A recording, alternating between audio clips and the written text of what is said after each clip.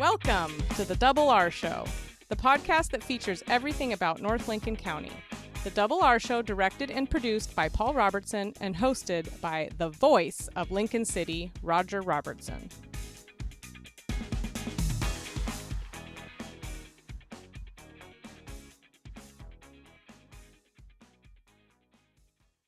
Senator Dick Anderson joins us on the podcast to talk about the item that he probably has more expertise in than most anybody else in the legislature and it has served on the city council, and that's housing, because that's been your life. Actually, it has been, and thank you, Roger, for having me here and on the podcast. I appreciate it.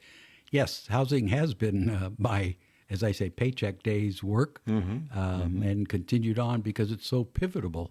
I think in all the things that we do in, Lincoln City and Oregon, and, talking about that and reflecting with the legislature, I spend a lot of time talking about housing and how a lack of housing impacts so many different things, such as without stable housing, it affects a person's mental health, physical health, the economy of a community, education of our young people, and without that stability in housing, these things adversely affect folks. We get homelessness, we get a cost to the state of all those kind of support services for homelessness. And so I've been kind of promoting the whole idea, let's get some production. It's about time we defined what a crisis in housing really is and get some production out of the ground. But it's something that takes time. It takes a lot of time. That's why if we don't start, and we haven't started, as far as I'm concerned, to the level we need to. And I remind you and the listeners, Governor Kotek, I think it was her first day of office as governor, executive order, emergency clause on housing to do something. She laid down the gauntlet, wanted 36,000 units built per year. We're producing at a rate now of 20,000.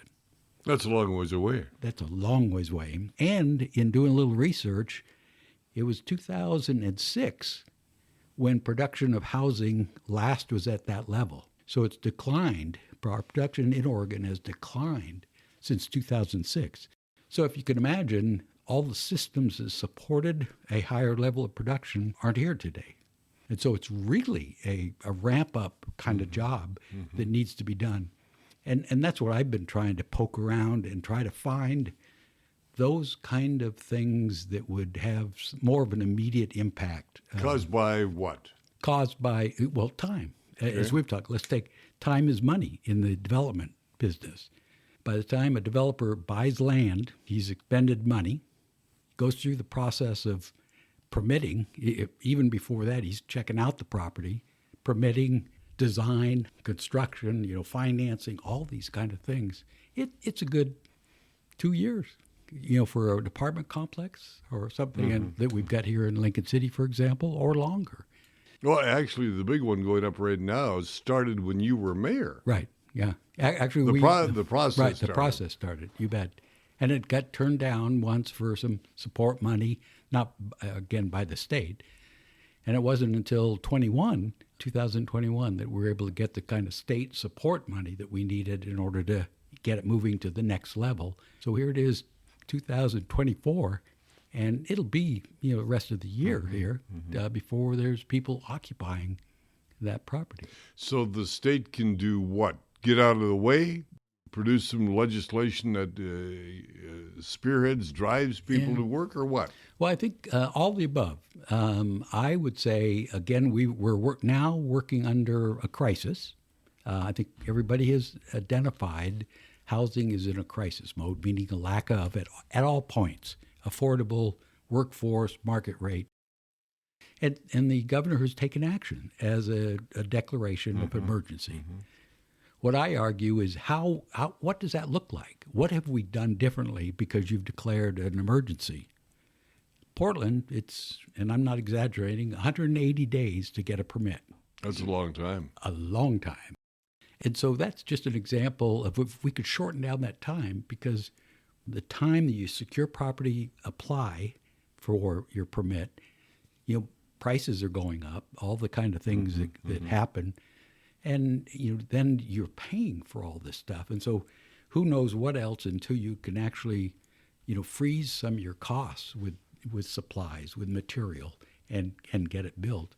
So I've argued right away, let's shorten the time frame from concept to actual occupancy. What can we do? Let's not just add bodies to keep running the same platform of process. Let's look at the process. So one of my ways would be mandate 90-day permits, or if you're not done city, they're in play anyway. We already have a lot of those kind of things. For single family, for multifamily. multifamily.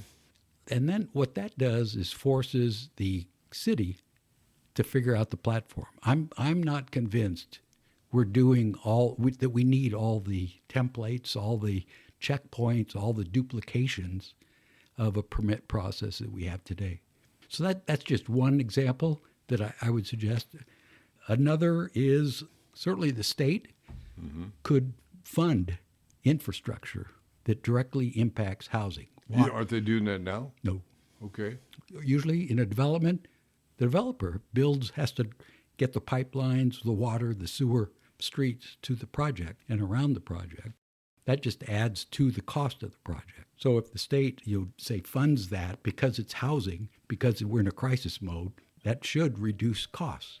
So that's just an example. And let's not have this run forever. Let's just until the emergency's over, till we know, and let's decide when the volume is at that level, at running at 36,000 a rate. You have a short session forthcoming next month. Yes. Will there be any legislation that you will propose to implement some of these things you've been talking about? Yeah, I would say yes. I sit, as you know, on the Senate Housing Committee, vice chair, and we have committee bills. They're placeholders, as it's called right now, places that we can insert what we want to do. And I'm sure infrastructure funding will be one of those. Plus, the governor's behind that concept, too. She's pushing that. There's a work group. The governor's appointed Housing Production Advisory Council has made 59 recommendations towards what could be done to streamline, improve the housing projects, so more production. And I know that's one of them as well. Dick Anderson, Senator for this region, has been our guest on the podcast. We're going to take a short break, come back, and have you talk a little bit about the short session that is looming up next month. More in a moment. Wouldn't it be great to have all your insurance needs handled by one agency? This is Charlotte Lado with Farmers Insurance and the Insurance Store. Visit our office next to the Wildflower Grill in Lincoln City. Let us be your one stop for your personal, commercial, health, and Medicare insurance needs. If you're looking for great early garden fresh produce, it's Kenny's IGA in the Bay Area of Lincoln City. 4 generations of Morgans caring for your every grocery need. All of your favorite beverages, a full deli, meat, produce, and of course, groceries. I'm Adina Zeller. Zellers is now in 2 North Lincoln County locations. The original Zellers in Rose Lodge and now Zellers in Lincoln City, formerly Maxwell's. Zellers with great family food and kickin' fun like our line dancing. Just wait until you try our homemade clam chowder. One of country music's hottest duos, Low Cash. Live in concert, Saturday, January 20th, 8 p.m., Chinook Winds Casino Resort. Platinum selling Low Cash, live on sale now at the Chinook Winds box office or at ChinookWinds.com. More info at lowcash.com. Chinook Winds, where concerts are better at the beach. Welcome back to the podcast. Our guest is State Senator Dick Anderson, and forthcoming next month, the short session of the Oregon Legislature opens up. We've been talking about housing and legislation that you would propose for the short session would be what, Dick? Yeah, let's remind the podcast listeners that short session is 35 days by Constitution. And you have a limited number of bills that you can propose. And limited number of bills. I have 2 bills. 2 bills that I can propose, plus my massive influence in committees, I get 3 bills. The committee has 3 bills on housing in this regard. So, the things that we're looking at right now, housing will be and has been stated as a key component to the short session. It affects everything else. It does. And the governor's behind it, leadership's behind it. That's kind of a gentleman's agreement that has happened. Housing will have attention, as will Measure 110, the drug addiction reform, all that kind of stuff should. Those are the 2 primary areas, and the drug addiction, also mental health in that arena. So that we know for sure will be covered. And that's quite a mouthful for 35 days, quite honestly. So there will be proposals. The governor has been working on her own pieces of legislation. The legislators, like myself, have their own ideas. And then the committees, have theirs. And I sit on the governor's Housing Production Council. Mm-hmm. And we're producing a report to her which includes 59 different recommendations to improve production on housing. Not all of them will see the light of day, but they're worth kind of reading and looking at and will come into play at some point, primarily not until 25. So in a long session in 2025. So what'll happen, though, people like myself who have been working on that will be trying to find if there's anything in those that could be introduced in the short session. So housing will have some impact. I'm hoping an infrastructure fund will be established and created to get things going. Won't be enough money because we don't have enough money in the budget, but at least it'll be a start. So there'll be a lot of attention on housing. So housing is going to be at the top of the forefront. Budget, does that come into play that much in this short session? It does, because remember, the intention of the short session was really to take care of emergencies and usually around budgets. Mm-hmm. And in the long session in 23, we allocated funds to different buckets that would just be brought forward, for this purpose, for emergencies.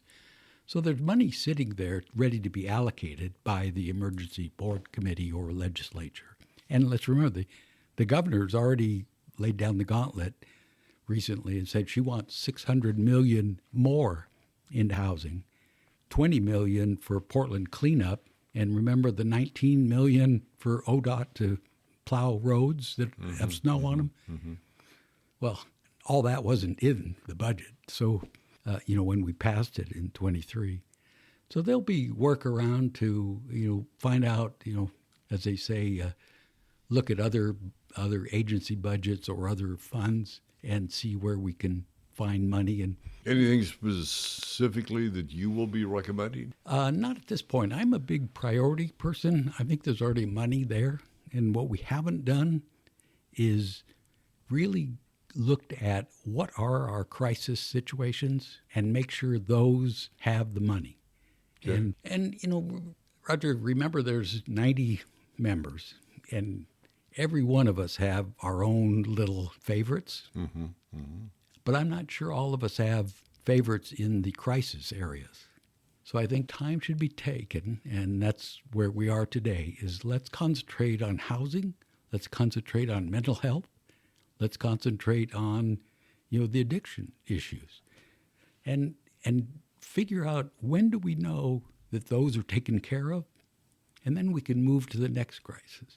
Last session, you had the legislature was split dramatically. Are we going to see that again in the short session? Well, now, careful, because the legislature isn't so split dramatically. Okay. There were some Republican senators. One. 3. Oh, 3, okay. 3 who, stayed in session. I think I missed one day out of the 160 days. But in essence, when you look at the 3,000 bills that were introduced, the 600 of those that passed, that's really the same amount that was in 2021. Okay, it's both long sessions. Okay. So I would contend that you really don't need, 160 days to get the work done. And so, it didn't really Maybe if there's a hammer, more work gets done in less time. I'm a big one for maybe there ought to be 2 sessions, one a year, 90 days, rather than 160 and 35. I mean, after all, when your guests come to your home, 3 days is plenty of time, staying overnight stuff. And then what's the old begin fish? to smell. Well, the legislature's kind of that same way, if you could imagine, But in all kidding aside, when you really look at the number of bills that went through and who voted on them and the uniformity of how many had both Republican and Democrat votes, it's really significant. I think Rep. Gomberg talks about in the 90s are bipartisan. Now, one Republican vote or one Democratic vote makes it bipartisan, but the point is there's only a few areas that are so controversial that it takes some people to not want to come in. We're out of time, except for I would ask that if people want to contact Senator Dick Anderson during the session, the best way is actually email, and it's Dick Anderson @OregonLegislature.gov. And that email gets read daily, a couple of times, and get responses. We'll be back in just a moment. One night, one stage. Country music's hottest supergroup, The Frontmen, featuring Richie McDonald, formerly Lone Star. Baby, I'm amazed by Larry Stewart, lead singer of Restless Heart. Tim Rushlow, formerly of Little Texas. God bless Texas. Chinook Winds Casino Resort. On sale now at Chinook Winds box office or at ChinookWinds.com. At Chinook Winds, where concerts are better at the beach. Our next special guest comes from an organization that I dearly enjoy, love, and salute because it does such good things for people. I'm talking about Habitat for Humanity, and with me is the Executive Director of Lincoln County Habitat for Humanity, Lucinda Taylor. Welcome back. Why, thank you so much. I appreciate you having me back on the show. Habitat for Humanity has got such a marvelous reputation across the world, correct? Absolutely. The work that we do in foreign countries, in disaster recovery, in helping with clean water for villages and building homes across the globe, as well as here locally, domestically. We have 24 different affiliates here in Oregon building homes for low-income households and helping those families find stability and strength and a basis where they can thrive. It's fabulous work. You have to have the biggest smile when you turn those keys over to a family. Oh my goodness. It is such a good feeling. I personally have only had the opportunity to experience it twice so far since I've started working here, but we are about to turn over another set of keys. One of our homes here in North Lincoln City is just about done. Just a few more things before we can look for that certificate of occupancy and then welcome that family to their home. It truly changes their lives. And working with a family as they help build the home and they see the progress from bare land to a finished home that they can be excited to move into. Oh, it's an experience like no other. How many homes do you build here in Lincoln County each year? Boy, on average, looking over our history, we were incorporated in 1995. And so we have completed 16 homes so far. These 2 that we're working on right now will be number 17 and 18. I calculated it out at one point that it was about 1 home every 18 months. That was a while ago, so that might have extended out to 1 every 19 or 20 months. But I will tell you, Roger, we are on a trajectory right now where if we can find the land, we will be able to build 2 homes a year, if not more. Our goal is 3 to 5 homes a year. Now, you talk about find the land. What do you mean exactly by that? How can the community help? Well, so there are a couple different pieces to that. One is just locating land that is buildable affordably for us, right? And then there's the raising the money to secure the land. And so we can do that in a number of ways. Some land has been donated to us in the past. There are folks who are like, we thought we were going to build on this property. We bought it as an investment. It never really happened. We want to make a charitable contribution of this land. And, for some people, it's a tax strategy to donate their land to us, right? Whatever their reasons, we are happy to work with folks and accept land. we really do look for something that is something we can afford to build affordably, right? So if something that has a steep slope to it, or if there's no road access to it yet, those are pieces of property that we would still accept as long as the donor is willing to let us sell the land and use the proceeds to buy something that is more buildable. More Okay. readily buildable, because typically we don't have a lot of extra funding to put in infrastructure. So if we can find property where the utilities are already into the road, that's ideal.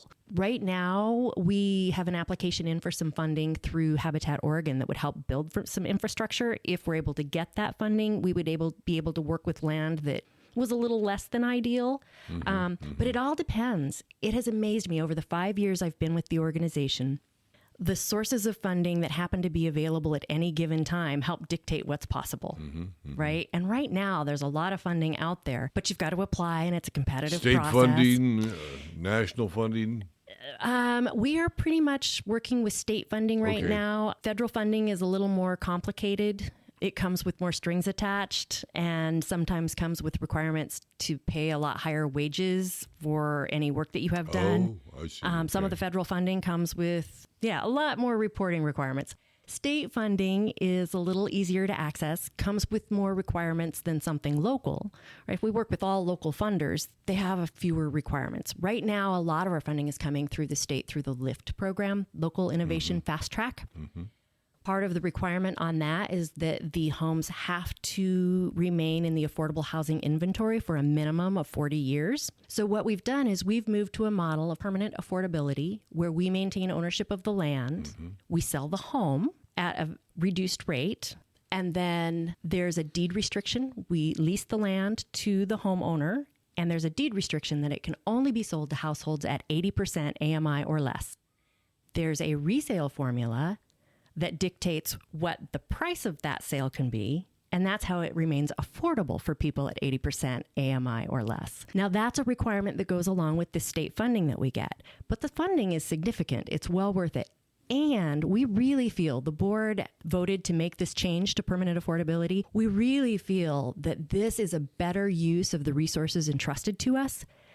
That home will always be affordable. It will always benefit Stays in the low-income family. families. Exactly. How important is the restore centers that you have? So the restores are one of our sources of income for unrestricted income. So, every nonprofit has a number of expenses. Oh, absolutely. Folks who donate often want to make sure that their donation is going to the program. So the actual construction, the building, the building materials, that kind of thing. Restores help us with unrestricted funding that help pay the bills for the insurance and the salaries of folks that aren't constructing the homes. It helps pay for all of the lights, the heat, all the incidental expenses, the computers, the internet, our website, all those things that you have to run a business, right? So restores help with unrestricted funding. Folks who donate their used furniture or appliances that are in good working order, the things that they donate to us, help us generate that revenue to help pay the bills. Plus, they help keep some folks employed in our community and provide those resources at lower cost than someone would spend for new. So folks who are on a budget can come in and find a decent couch or paint. Paint, yep. And we are now selling recycled paint. We're very excited about that. And we also keep all those items out of the landfill. So the restores, they're part of our mission. They really help contribute to sustain us as long as they're making a profit. How can someone become involved with Habitat for Humanity Lincoln County as a volunteer? So many opportunities for volunteerism. Folks can work in the restores, which helps keep the doors open and lower our personnel costs so that we can help make sure they're making a profit to help support our overhead costs. Folks could volunteer on a job site. They can help us build the homes. They could volunteer in our office. They can serve on a committee, on our board. We have several committees, finance, resource development. They could help us with our home and garden show event. They could be on that resource development Development Committee and help us put that show together and make sure it's a success. A homeowner selection committee. Right now, we have folks that are selecting our next homeowners for our build in Waldport. So many ways that the public can be involved. Housing in Lincoln County, critically important. We thank Lucinda Taylor and Senator Dick Anderson for joining us on this podcast. We'll be back with some closing comments right after this. Northwest Septic Service is your one-stop shop for all your septic needs. Northwest Septic Service offers pumping, maintenance, repair, and inspections with one call, 541-994-6977. Buying or selling a home? Northwest Septic Service can inspect your sewer line or an entire septic system. Old or failing septic system? Northwest Septic Service can rejuvenate most drain fields, saving you thousands of dollars. 541-994-6977. Serving Lincoln, Tillamook, and Yamhill counties, Northwest Septic Service. I'm Josh Zantello with Zantello Law Group, and we are fortunate to have a number of attorneys in our office that specialize in a variety of law fields. Call our office and set up a free consultation. With our field of experts, you're never alone.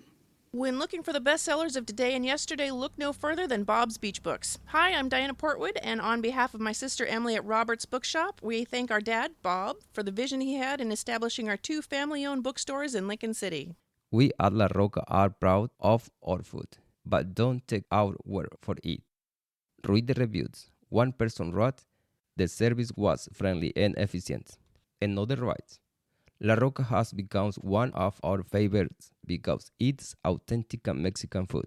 Well, the Meals on Wheels program is up and running. We want people to take advantage of it, but more importantly, if you've got some time on your hands, we'd like you to volunteer for the Meals on Wheels program. It runs out of the Lincoln City Community Center kitchen and meeting area. Volunteers can help Monday, Wednesday, and Friday. Volunteers can personalize the days that works for them. Our current jobs are meal packaging from 9:30 to 11 and a route driver. Since the pandemic, however, congregate dining hasn't been able to resume due to the lack of volunteers. This is really a wonderful program for people to be able to come, be together, and enjoy a meal together in a congregate setting. However, they are not able to do it without your help. Call Carrie Johnson if you'd like to volunteer, 541-994-7731. The best initial phone time is Monday, Wednesday, and Friday, 8:30 to 9 in the morning, or around about 11:30 in the morning as well. Also like to remind you, Friends of the Lincoln City Parks and Rec is a new nonprofit that formed in the summer of last year. Saying last year, Paul, seems like a long time ago. 6 months ago. More like 6 days, though, right? Yeah. But it was formed in the summer of 2023. 6 months ago is when it was formed. It's a money-making fundraising opportunity for people to help the Lincoln City Parks and Rec. We did have an opportunity to talk to David Jameson about that some time ago, and need to have him come back and find out what type of activities are now underway. Again, raising money for Lincoln City Parks and Rec, because we have marvelous parks in this town. We do, and there's a marvelous new park coming to the town, I think that's absolutely. Obviously the big push that nonprofit was formed around. And again, thanks to Senator Dick Anderson and to Representative David Gomberg for the work that they did in the legislature to get a lot of funding for that park. It was huge. It was huge. You bet. Lincoln City Hope Center Resource Recovery Reentry. It's up and running. It is dorms for men, women, and men with children, women with children. For more information on that, go to the web. It's www.helpinghandsentry.org to get a referral. And we joked about this last week. Misery. They're off and running, too, They're right? off and running. And what misery in this instance is talking about is misery with Theater West. Not that Theater West is miserable. No. They are producing misery. To a large extent, apparently. Yeah. So the play this month is Misery, and it looks like a hoot. And now, you've seen Stephen King's production of this, right? Yeah. Kathy Bates, I think, was the lead, and it's just an astounding piece of work. And I think they're going to nail it, is my gut. I think they're going to nail it. Good to go. And again, it is on stage every weekend, Thursday, Friday, Saturday. With a 2 o'clock matinee on Sunday, January 21st as well. For tickets, call 541-994-5663. You'll get an answering machine that will say, leave your name and phone number, and somebody will call you back, and they will call you back the day of the production. Very good. Yeah. It's just too much fun. Misery. How do you say it's too much fun and say misery at the same time? It just doesn't work. But dark humor. Dark humor. Yeah. Very dark. We will be back next week with an opportunity, hopefully, for people to win a prize, but we'll have more information about that down the road. I got to pre-qualify that because I have some trivia players that listen to us intently that want to know when trivia is going to come back to the show. Yeah, shortly. Yeah, we're going to get that back online. Just give us another week maybe, and we'll have it full stop, ready to go. Good program. Good to have Senator Dick Anderson on board, and we'll look forward to having Senator Anderson on with us again during the legislative session. Next week, State Representative David Gomberg will join us, so we'll get his perspective on what is forthcoming and upcoming for the legislative session that starts mid-February. Right, yeah, early February, I think even maybe. Yeah. Yep, it's the short one. It's a short session of this Oregon legislature. So that will do it to the doings on the Double R Show. Please remember to like, subscribe, share. See you and your family and friends around the world and across the street can join us on the Double R Show. For Paul and Jana, I am Double R. Have yourself a happy day.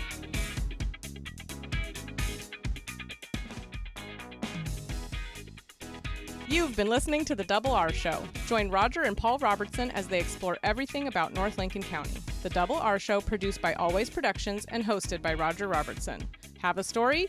Email contact@alwaysproductions.com or call 458-201-3039. For The Double R Show, I'm Jana Grahn.